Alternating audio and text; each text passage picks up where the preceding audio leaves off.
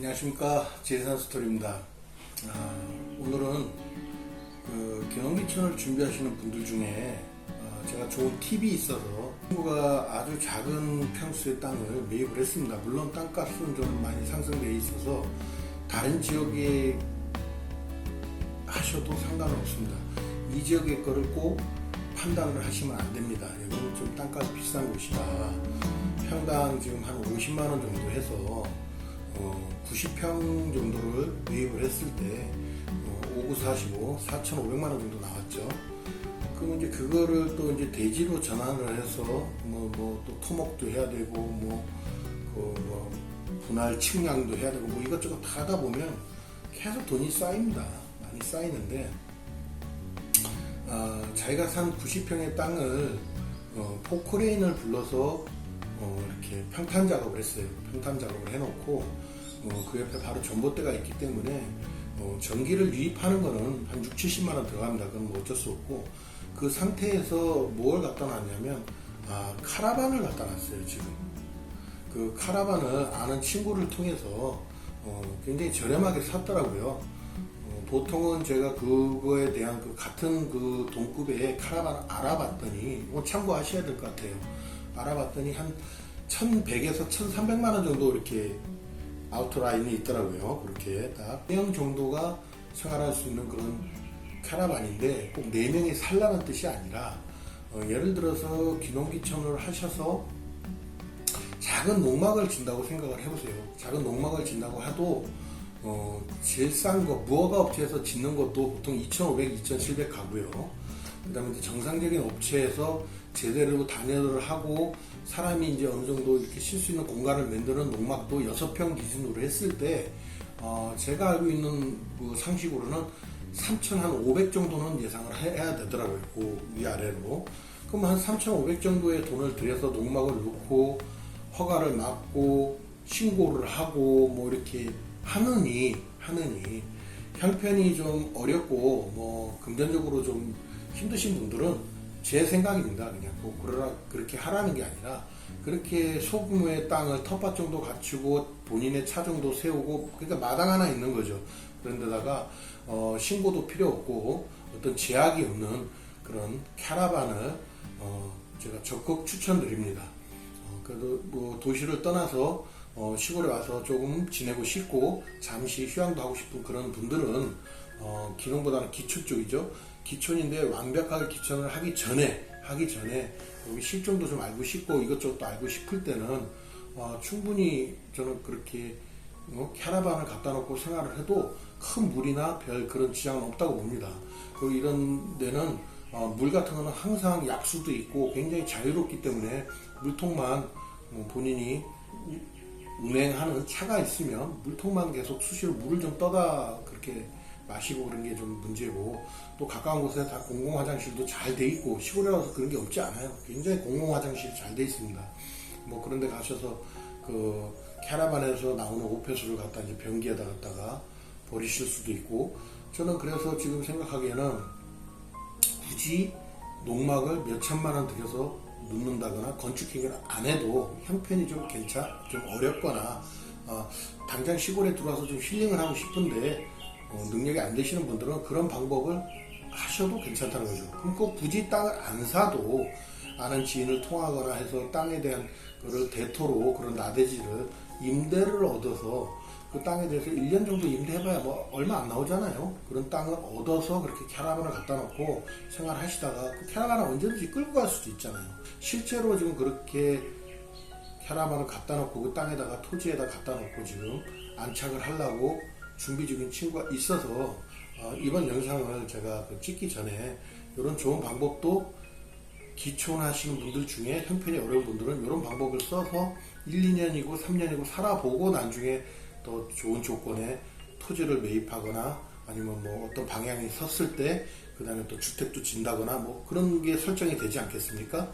그래서 그 잠깐의 사이에 할 수 있는 그 틈에 많은 돈을 들이지 않고 할 수 있는 그런 방법을 제가 스스로 기농기촌 이런 채널을 하다 보니까 제가 이제 터득을 해서 많은 기농기촌을 준비하시는 분들한테 제가 권고를 이렇게 건의를 한번 해보는 겁니다. 이런 거는 어떻겠니? 이렇게 하는 거는 방법이 괜찮지 않겠습니까? 이런 뜻에서 제가 말씀드리는 거니까 참고하시기를 바라고, 그 캐러반이 있는 현장에 영상을 담으러 좀 이따 갈 건데, 그때 갈 때 또 그 영상을 바로 제가 촬영을 해서 올려드리는 걸로 하겠습니다. 멋집니다, 멋져. 쌤, 소개 좀 해주세요. 소개 좀 해줘봐. 뭐 소개야? 카라반. 땅 부자님.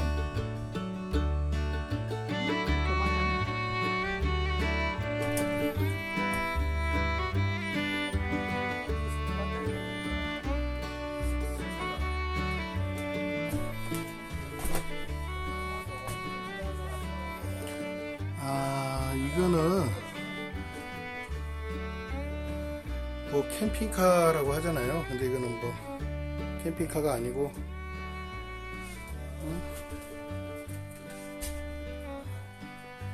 카라반이라고 하죠. 카라반.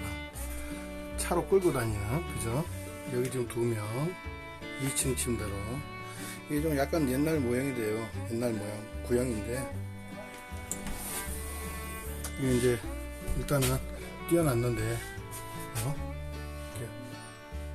목욕탕하고 천장도 있고요. 화장실 변기랑 연결하면 되고요.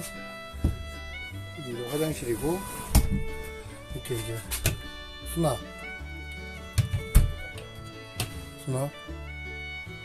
그다음에 인버터, 밥 해먹는 인버터, 싱크대죠.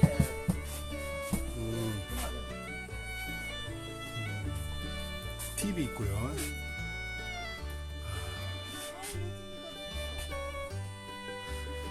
공급 세트 있고요.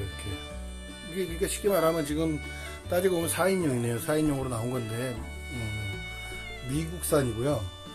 뭐 한 14, 5년 됐다고 하네요. 근데 제가 알아보기는 요 정도 카라반만 돼도 중고로 나오는 게 1000만원 이상 나오더라고요. 1200~300만원씩.